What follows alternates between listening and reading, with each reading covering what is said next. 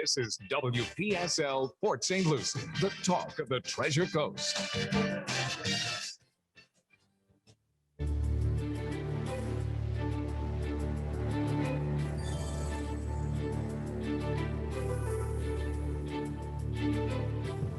The music may sound familiar, but we have kind of a new show based on one that recently finished up with us.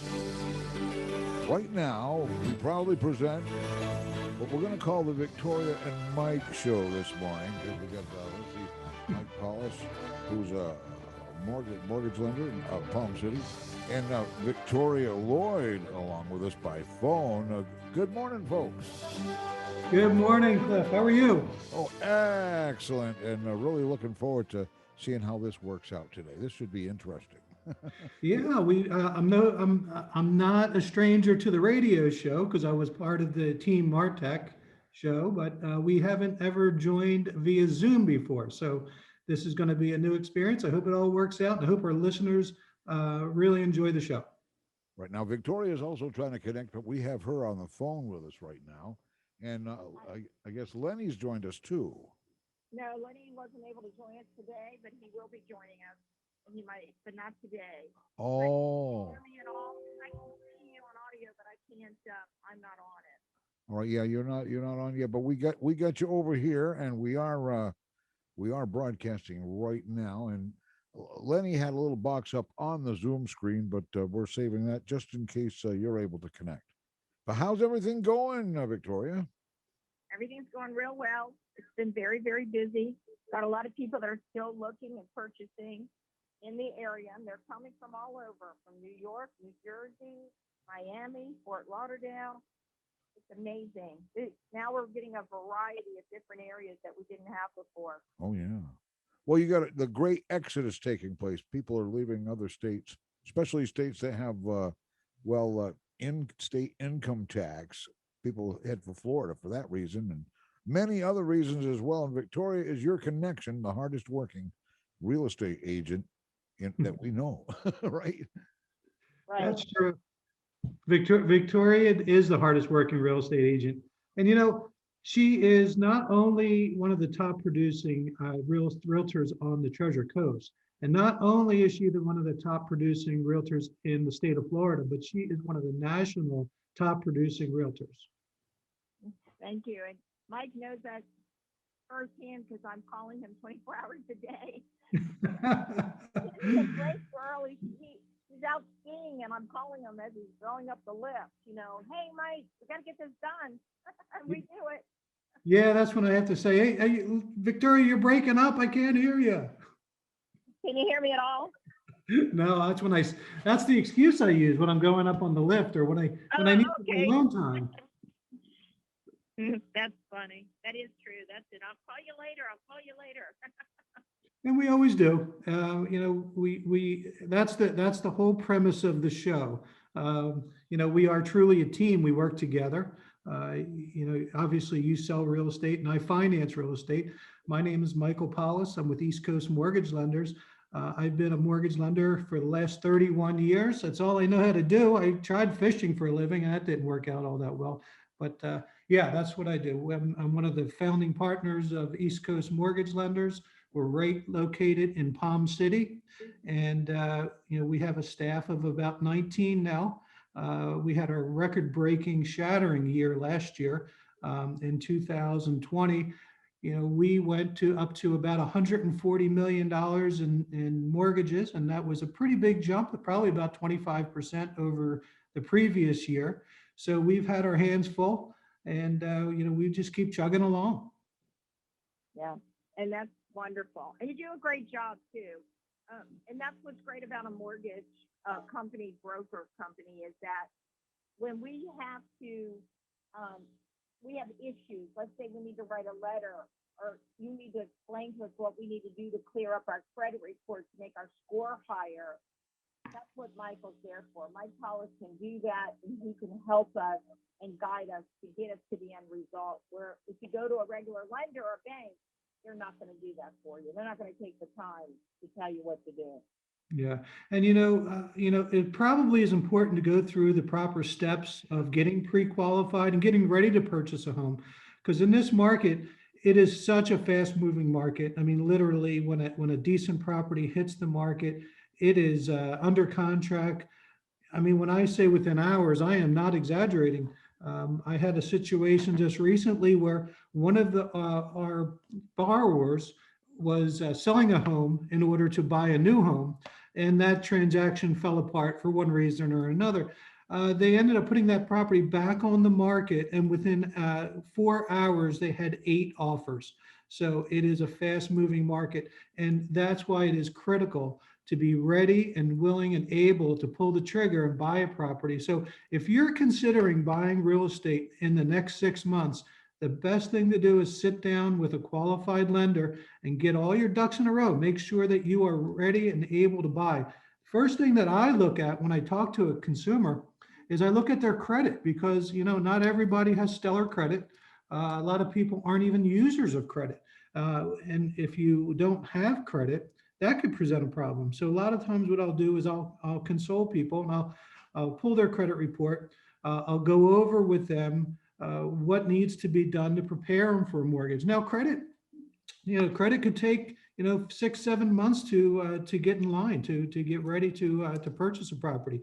If you have some collections out there, or if you were a victim of credit fraud, those problems take a while to clean up. They are cleanable. I can help you get through that. I'm not a credit cleansing company, but I can point you in the right direction. Take some steps, prepare your credit, and then we could start looking at other things in the meantime. One thing, we're coming up on tax time. If you're a self-employed borrower, you're going to be filing taxes in the next month and a half.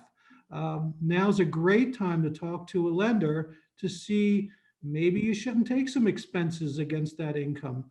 You might need that income to help qualify for a mortgage coming up. So as you approach tax time, before you file that tax return, if you're going to be looking at some real estate, let's take a look at what you're going to file before you pull the trigger and get that filed with the IRS, because once it's filed, you can't undo it. So now is a critical time if you're considering buying in the next year. The next thing that we look at as a lender is getting your cash to close in order. Now, most people keep their money in the bank. So it's in your checking account, it's in your savings account, in your investment account, and that's all great. Keep it in there. However, there's a pretty good percentage of people that keep their assets in cash. Cash is not good when you're getting a mortgage. Cash is, we can't verify it. We don't know if you borrowed those funds. We don't know if you did illegal acts to get those funds, but cash is bad. We have to get that cash into a bank account. That cash has to be seasoned for a 60-day period of time, 2 full bank statements. So you want to make sure, if you're sitting on cash and you're anticipating using those funds to close, put that money in the bank right now, let it sit there for 60 days in season, because it's going to be a problem if you don't. The next thing is, you're probably going to go and get under contract with a property. Don't change your financial situation. I've had customers where they were building a house, they qualified for a mortgage, their house was being constructed, and during that 8-month period when the house was being built, they went out and they financed not one Mercedes, but 2 Mercedes. That knocked them out from qualifying. So the most important thing is, when you're applying for a mortgage, don't change your financial situation. Don't move cash around. Just whatever you're going to do to change your financial situation, make sure you keep your loan officer in the loop. Make sure you tell them what you're going to do so they can advise you appropriately. So these are all just common sense things, but you do have to take proper steps in order to prepare yourself to buy real estate in today's market. What do you think about that, Victoria? Well, I think that's perfect. And this is the thing, let's go to number 1, where you say income. See, a lot of people come to us and say, hey, I made $500,000 last year. But by the time they wrote all their expenses off, they only really netted $100,000. And I don't think people understand that part of it, because they always say, but I've got a lot of money. Now, the other thing people say, now let's talk about this too. but I do some odd jobs and I make money under the table. We can't show that income. And that's another problem we run into. We know they can afford it. We know they do make extra money, but we can't show it. So you're absolutely right when it comes to writing off your taxes at the end of the year, because it really knocks, yes, you pay less in taxes, but you get hurt you get hurt with Social Security and you get hurt with buying a home. Right. Hey, now's a good opportunity to let all of our listeners know that this is a talk show and you can call in. If you call in, you can patch you into the show, or you can just leave a message and we can answer your questions off air. But the phone number is 772-340-1590. So if you want to join the show, ask some questions about mortgages, ask some questions about credit or appraisals or whatever is real estate related, feel free to give us a call and we'll try to help you out. Well, the other thing is too, Mike, let's talk about this, just like what you said. A lot of people just decide, oh, I'm so excited because I'm buying this new home. Let's go look for appliances. Let's go out and buy some furniture. And they're so excited about doing that. I tell people and you tell people, don't change anything. Don't even let these people run your credit, because that will change your credit score. Yeah, and that I used a extreme example there where one of my customers financed 2 Mercedes, but literally you can be on the edge of qualifying. What we do is most people think that they get qualified for a mortgage amount, a loan amount, and that's incorrect. Because what we do is we look at your income and we see what that income can afford in monthly payments. And that includes your housing payment. That includes your rooms to go payment, your car payment, your student loans. And a lot of people don't know this, but if your student loans are in deferment, because maybe you're still taking a class or two, maybe you're on some kind of a hiatus because you are temporarily unemployed. Well, we still have to count a payment against that in your debt ratio. And when we calculate what you qualify for, we're qualifying you for that mortgage payment, not the loan amount. Now, obviously, loan amounts and mortgage payments go hand in hand, but there's other things that are factored into your payment, like your taxes, your insurance, if you have mortgage insurance, if you have flood insurance, all those things are factored into your payment. Another thing that can affect what you qualify for is a condo fee or a homeowners association fee. If you have a $250 monthly homeowners association fee, that certainly reduces what you qualify for because that's part of your payment. So when we qualify you, we're qualifying you for a payment. And also what we have to add in there is any other debt you have. So if during the process you go out there and you finance new furniture for your house, if you finance new appliance for your house, that all gets calculated into the debt ratio and could affect your ability to qualify for that mortgage. And we will double check at the closing, right before closing, we run a soft pull credit report to see if you applied for any additional credit during the process. And if you did, we're going to reevaluate that scenario and see if you still qualify. So it is critical that you don't change your financial situation, whether that's changing your job or taking on new debt or moving money around. You have to keep your loan officer in the loop before you do that. Because once you do it, it's too late. Now, see, that's what they think. They think that because they were qualified, they get so excited, and you tell them they will run your credit report again. And I don't think a lot of people that sinks in to let them understand how critical that is when it's time to purchase a property. Now, let's talk about a debt ratio. A debt ratio means I make so much money per month, but with that money, I already have other debts that I have to pay, like credit card debt, like car payment debt, right? It's not everything. They don't go against everything I pay on, but credit card debt is one thing, a car payment's another, Mike, right? As far Yeah, as mortgage payment. we look solely at your debt. Now, the debt is something that you owe somebody. It's not your utilities. It's not your health insurance. It's not your life insurance. It's actually credit card debt, student loan debt, car payments, RV payments, boat payments. But we don't calculate, items like your federal income tax into your debt ratio. Now, what's important is we don't count these things, but they are really expenses in your life.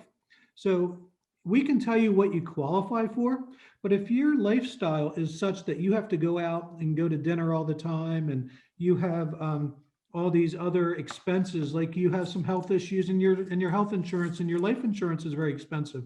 Well, we don't look at that when we qualify you for a mortgage, but that's something that you do have to take into consideration when you're buying a house, because the last thing you want to do is buy a house and be on the verge of qualifying, and then you have all these other expenses that we didn't take into account. You are the final say. We can tell you what you qualify for. We can tell you the maximum that you qualify for, but you're the one making the payment. So you have to decide for yourself whether you feel comfortable with that payment or not. And that's what people don't understand. So it's important that you. Payment, Mike, and I only have 6 months left on my car payment. I have 6 months left. Is that still part of my debt ratio?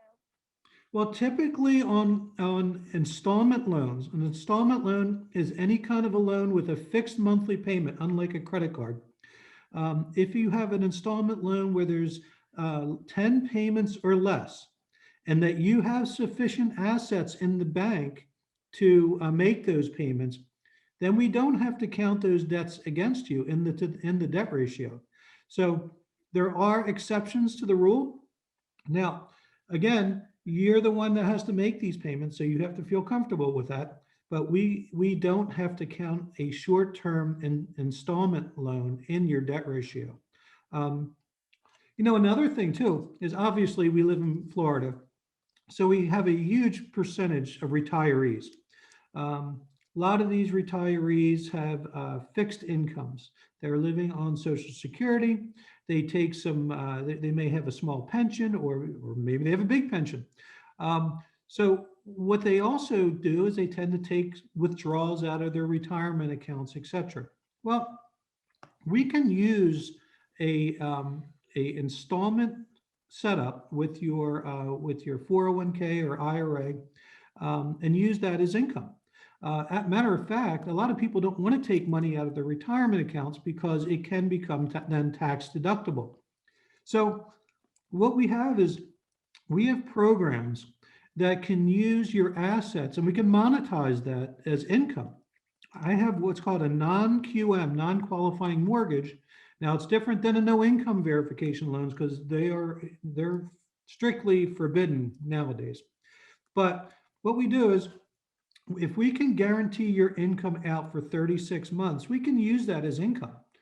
So let's say you're not taking much taxable income, but you're sitting on a pretty nice nest egg. Let's say you have $500,000 in a retirement account, but you don't want to liquidate it because you don't want to have these tax liabilities. We can take your assets and we can monetize that. What that means is we take that asset, we divide it by 36 months, and we use that as your income to qualify. So it's not always traditional taxable type of income that we use to qualify you. We can use other sources. Now, an interest rate on that type of loan is going to be a little bit higher than a full documentation taxable loan. So you will pay a little bit of a price for that, but it is a viable option. As a matter of fact, there is a Freddie Mac program. Now, Freddie Mac and Fannie Mae are the conventional investors that buy most of these loans out there today. But Freddie Mac has a little known secret that they will take any assets. If you're in retirement age, they'll take your assets and they'll monetize that over 240 months, and they'll use that as additional income. So that means if you have Social Security income, if you have a small pension, we can use that to qualify, but we can take your liquid assets that are in retirement accounts, investment accounts, even checking and savings accounts. We divide those assets by 240 months, and we can use that in your monthly income to help you qualify. So that's something you probably won't hear from if you go to some of these what I call big box lenders. Big box lenders would be like Quicken Loans, Rocket Mortgage, Wells Fargo, Bank of America. Most of those folks, they do what they do very well, but they don't step outside their box, outside their comfort zone. That's why it's very important when you pick a lender, you deal with somebody like East Coast Mortgage, where we have a lot of different lenders to work with, and we have a lot of different programs that we can set you up with. And you may think you qualify, and I may even think you qualify for a traditional type of loan, but things happen. The mortgage process is a discovery process. As we dig in, sometimes your situation changes. And what we thought we could use as income, maybe we can't. So during the process, we may have to switch your program from a traditional type of loan to a non-traditional type of loan. And I just did one yesterday. It closed. We started off as a conventional loan, and we couldn't use a particular type of income because we couldn't guarantee that income was going to continue. So we switched it over to one of these monetizing programs, utilizing the assets as income. And we were able to get that person approved and switched in. We used the same appraisal, the same credit report. We didn't miss a step because I had all the documentation. I just simply switched the program. That's something that you probably won't be able to do with a lot of different banks and big box lenders. So it's important that you deal with a true independent lender like myself. So Mike, the other thing I think people have to realize, they need to get qualified to know what price home they can afford. A monthly payment is equated to a purchase price of a home. And I think that's what people don't understand. I get calls sometimes and people say, oh, don't worry, I'll be fine with getting a loan. I don't have any problems. But they don't even know what price range of a home they can afford and they can find. So it makes it very difficult for me because they could be looking at a home that is way too expensive, or we could be looking at a home that they could go up a few $1,000s more and get such a better value. Yeah. And like I said before, we qualify you for that payment. Part of that payment is insurance. Well, everybody knows insurance in Florida is all over the place. It is, if you have an older home, maybe with an older roof, with no hurricane protection, no shutters, no impact glass, whatever, you could be paying, $4,000 to $5,000 for insurance on that property. And one of the things that we've done in the past, and we're going to add people to this show, more professionals, but we had Dan Warren on the show for a long time. He was a great contributor. He had a great insurance company, but he recently retired. He pulled out of the business, and good for him. So we're going to replace Dan because that is a critical team member that we rely on. And I have relied on Dan for a long, long time because sometimes we may have to get a little bit more creative in the insurance. Maybe take a higher deductible. Maybe cut out some of the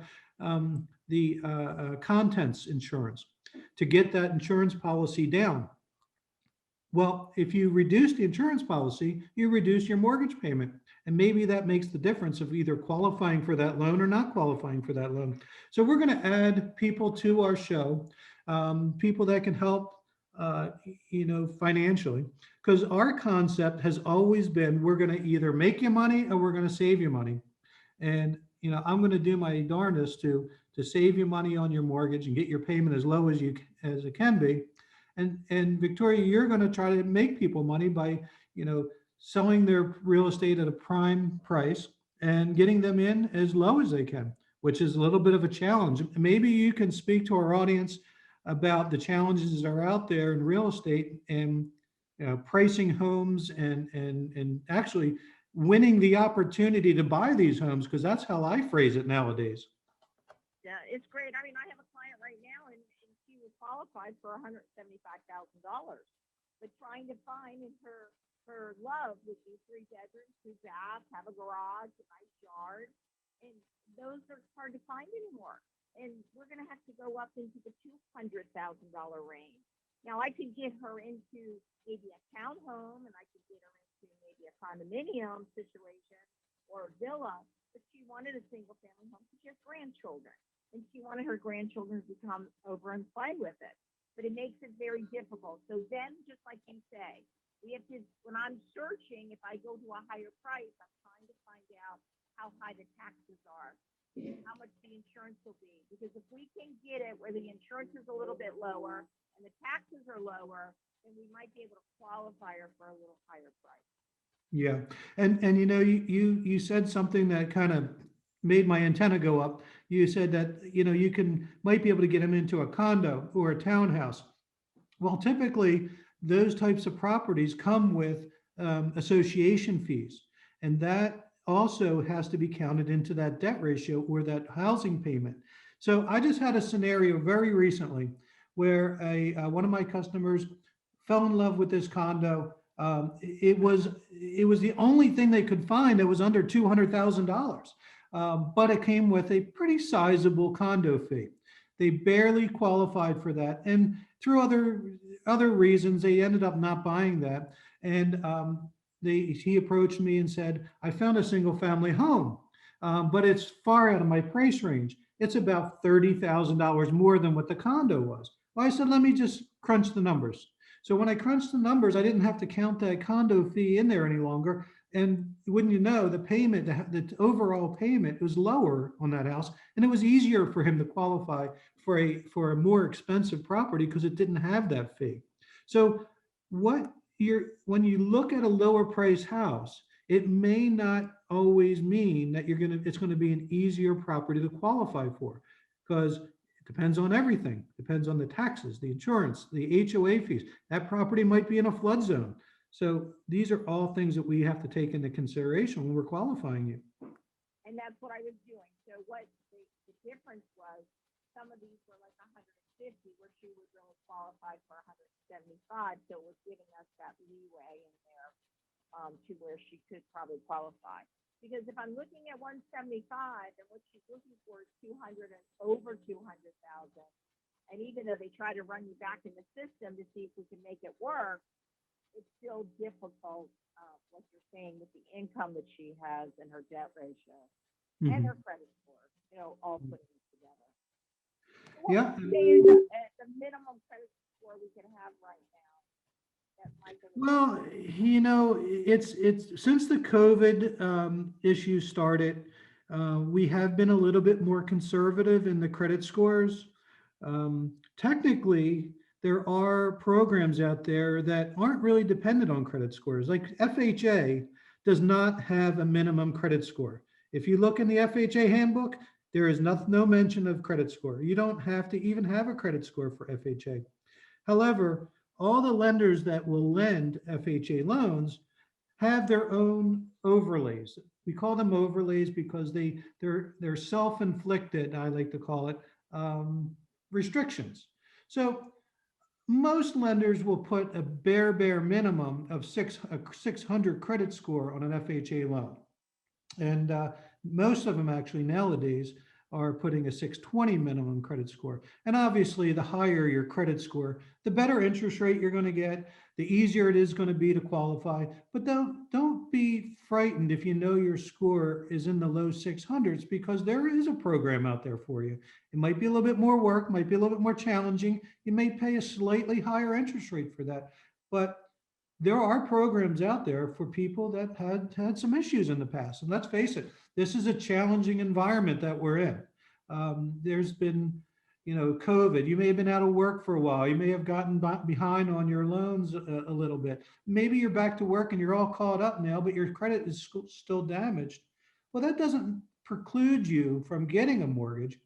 And again, that's where it's really important to get in front of a loan officer, run your credit, see what the scenario is, and maybe put you on the right path to get a mortgage.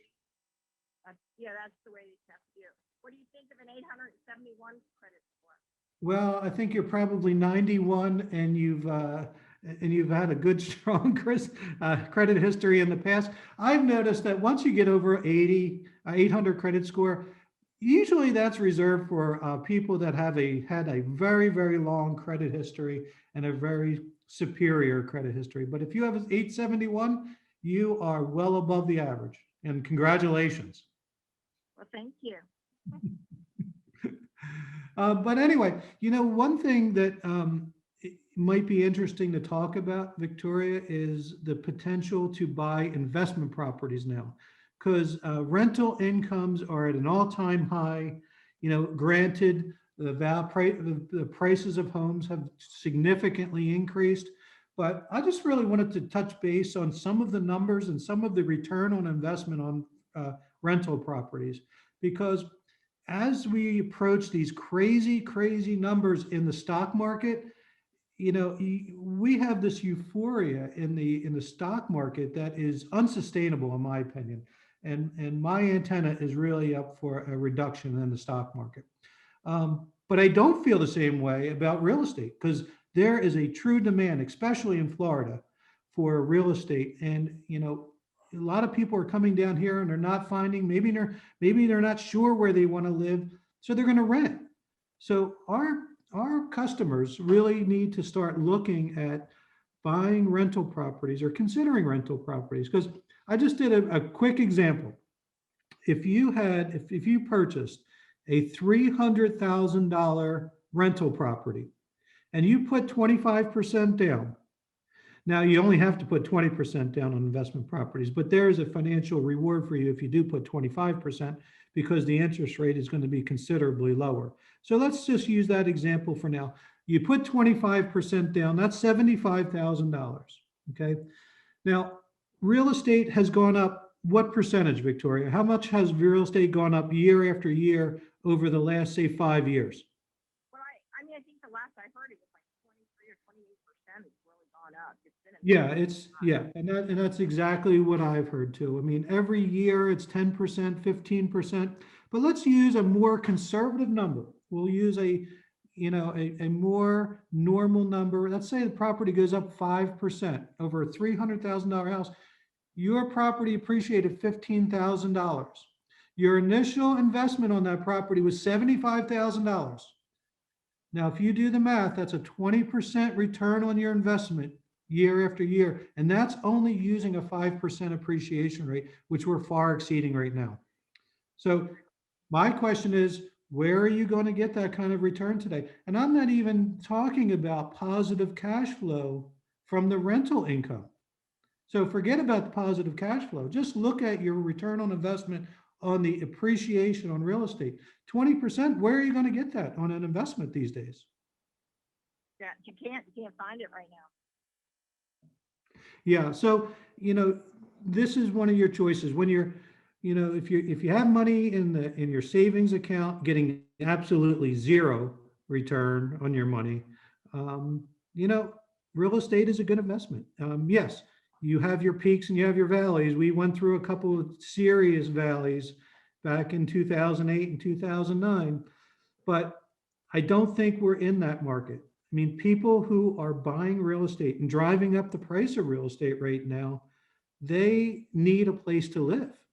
This is not for flipping. This is not for investment. This is, a true need for housing. And that's what I'm getting right now. I'm getting people that are saying, hey, I just picked something up and I thought about renting it, but there's still a great profit in there. Should I flip it or should I continue to rent it? Because it looks so nice and I can make some good money off of it. Yeah. So I told her the best thing is to do a 1031 exchange and to find out what the exchange group does. And plus she's speaking with her accountant. What might be better for her? Yeah. It's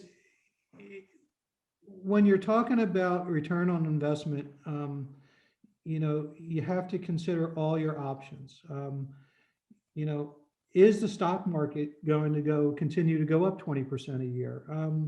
I don't think so. I think that, there is some concerns. I'm hearing a lot about what's going to happen after all this forbearance. All these banks are giving forbearances on mortgage payments during this COVID crisis. What's going to happen when the banks stop doing that? And will there be a lot of foreclosures? My guess is, yeah, there's going to be some foreclosures. However, I don't think it's going to be nearly as much as everyone suspects it is. And I'll tell you what, since they've been monitoring equity in homes, there has never, ever been a time period where there has been more equity than there is right now. The average amount of equity in a home today is 47%. 40%, 7%. That means there is a tremendous amount of equity in people's homes right now. And there's, because of the demand of housing, prices are not going down anytime soon. You may see somewhat of a leveling off, but they're not going down. So that means that if someone gets into a situation where they can't afford their house, they're going to have the opportunity to sell that house and still make a profit before it gets into a foreclosure situation. So I don't think we're going to be seeing anything like that in the future. And certainly we're not going to be seeing the short sales that we saw in the past because of the amount of equity in real estate. Correct. Yeah, you're right. You're absolutely right. And you know, people ask me to do predictions all the time. And I'll tell them, you know, that's difficult. I wish I could, but I mean, I tell them what I've experienced through my years and what I've seen through my years. So that works out very well because we saw this happen before. I saw this town flatline for so many years because I've been selling since 1978. And boy, we flatlined. In 1987, we were the first in the nation for growth, and then Houston, Texas took over 2 years later. And we flatlined until our boom hit us. And then when the boom hit, the boom didn't, only last like about 3 years. And then we went back down again. But it took us 10 years to kind of recoup. But when we recoup, we're doing fabulous. Yeah. And what most people don't understand is before COVID hit, the builders were having very big difficulties in trying to put properties on the market. I mean, the builders were not keeping up with the demand. Now, all of a sudden, COVID hits, and you've taken 6 months of supply off the market because they couldn't build, they couldn't get supplies. I've had situations that held up closings because the builders couldn't get appliances for the houses. So when you take 6 months worth of construction off the market, it is totally impossible to make that up. You won't make that up for the next 5 years. So what that causes more demand. A short supply and more demand means higher prices. So if you think the prices have peaked, you're wrong, because I think that they're going up even higher. So if you're looking for real estate, now is the time, if you can find it, to pull the trigger. Interest rates are still very attractive. We've seen some increases over the last 2 weeks, but still you can get an interest rate in the 3% range if you're pretty well qualified. So the low interest rates are offsetting to some degree the increase in housing. So now is still a very affordable time to buy, and I think it's just going to get worse in the future. So I would consider, calling up Victoria, seeing what's out there, and start seeing if you could afford another house or a bigger house or a smaller house if you're going to downsize. I agree with you, Mike. I tell people timing is amazing.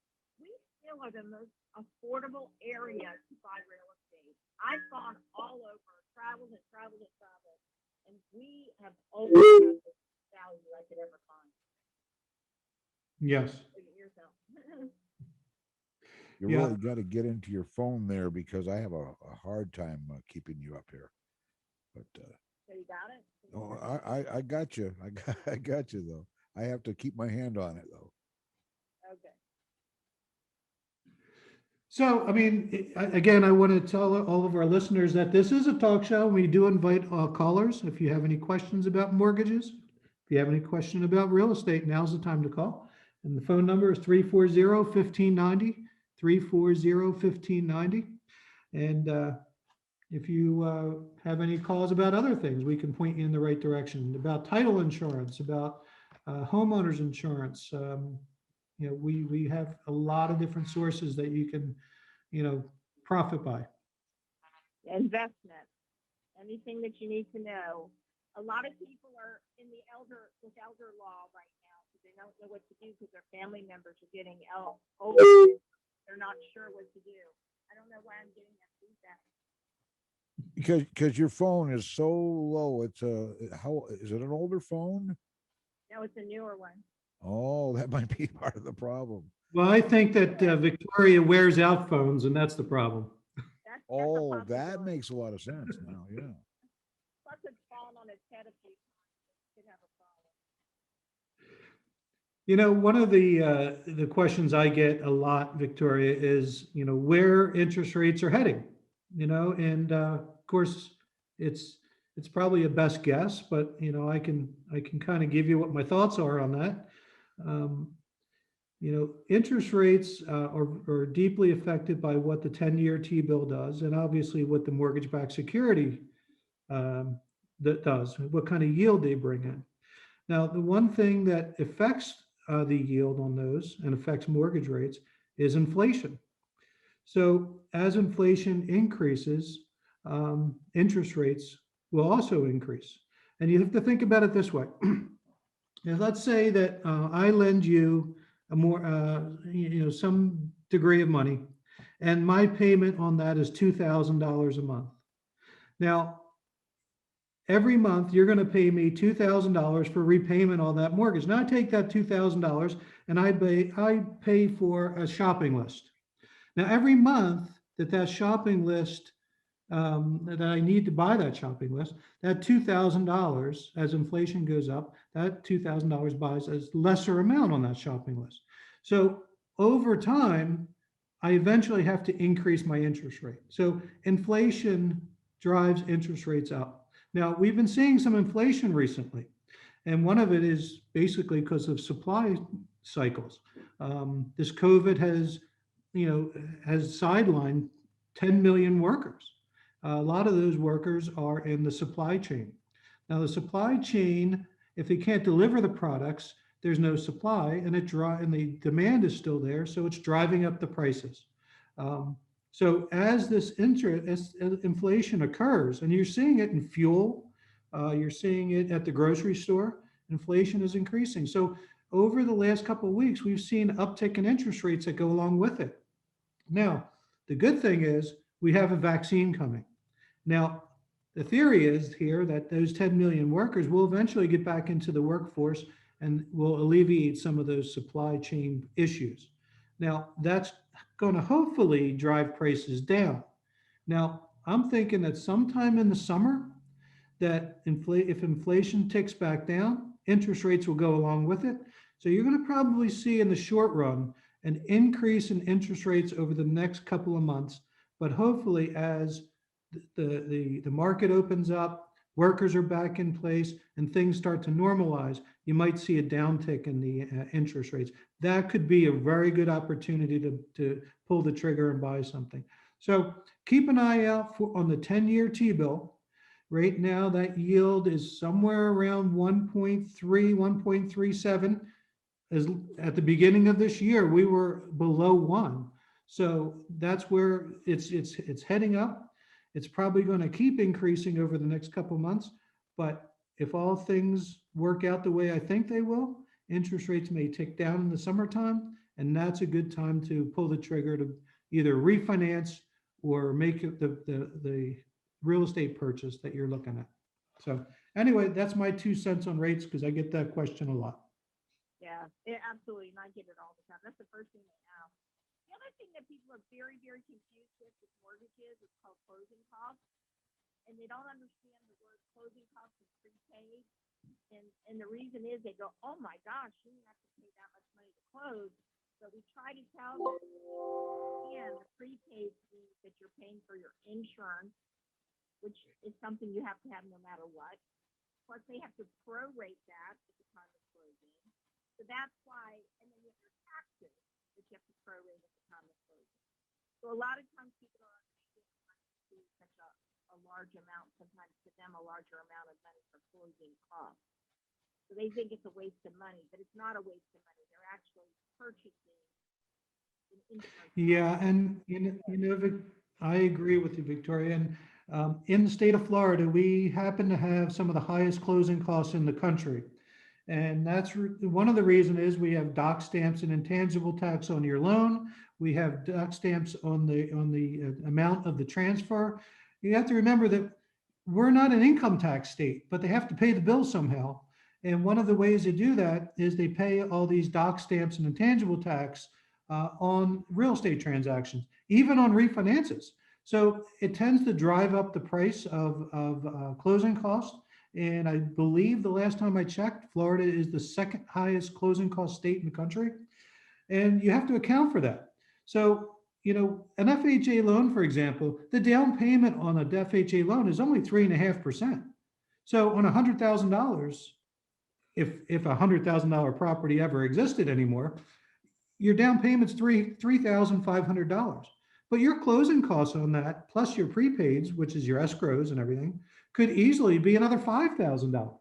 So your closing costs can exceed what your actual minimum down payment requirement is. So you have to budget for that.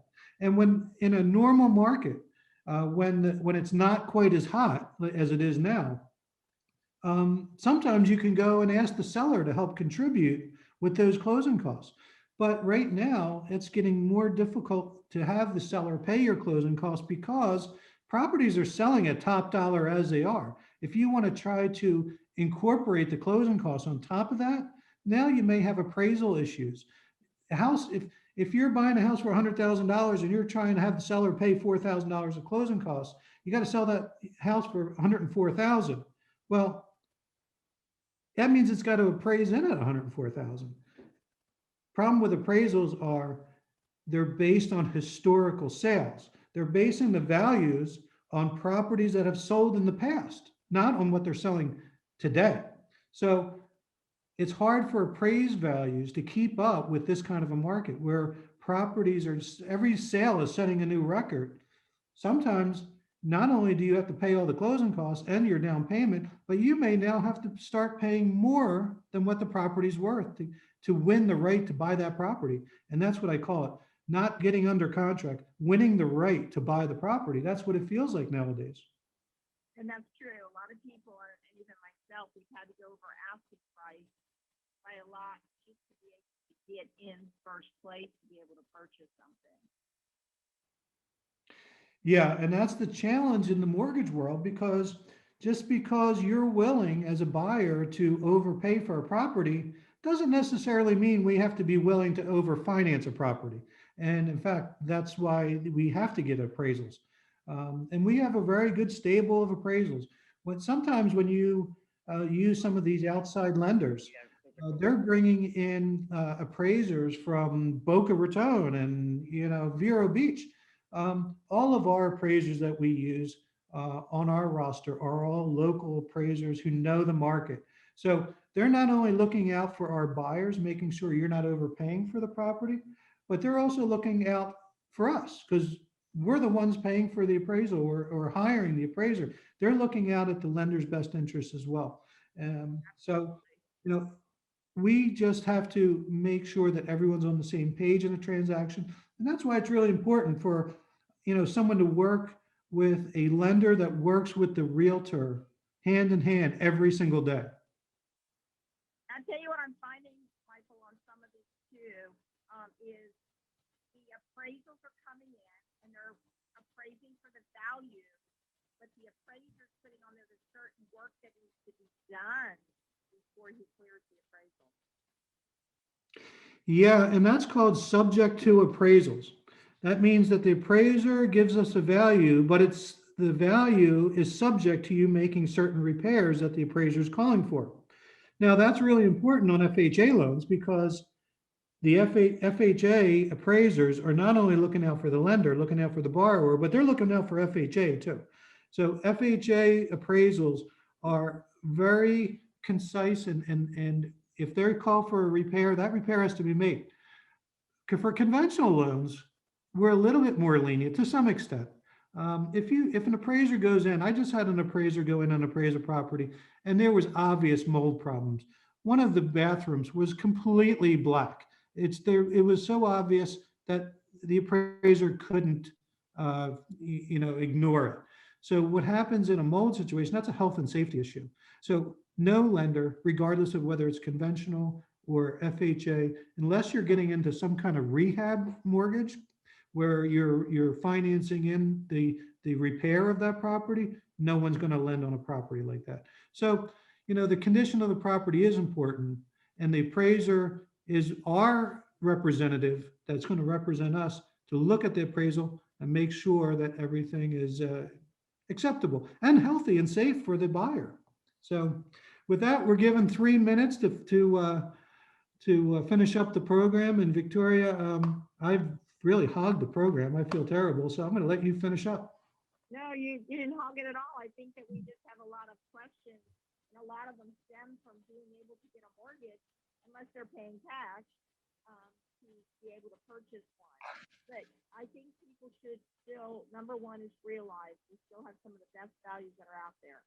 And please understand when you're looking for these properties, because they are going so fast, don't come in and say, well, let's try to come in for less money, because you're going to lose it to, like you say, eight or nine other people that are putting in an offer at the same time. So if you're definitely looking for a property you love, put in a good offer, whether it's full asking price or even a little above the asking price, to make it more appealing to the seller, that we'll be able to get them to approve it and move forward with it. It's very, very important for that. Yeah. Yeah. With that, I have to say to all our listeners, thank you for tuning in. We appreciate you spending the hour with us. I hope we gave you a little bit of insight about what the market's doing right now in the real estate. And as we said, we plan on bringing more and more people into the team to supply more information about home ownership, home purchases, home financing. So with that, I have to say goodbye. And thank you for listening. Thank you. Wow. In the tradition of the Team Martek Radio Hour, the team plays on, right, Victoria? We absolutely do. Absolutely do. Sorry that we lost Joe Martek, but we're going to keep living on, and I think they're doing a little celebration on Saturday at 1 o'clock. We're going to make a toast to Joe, and we'll make everybody proud. Absolutely.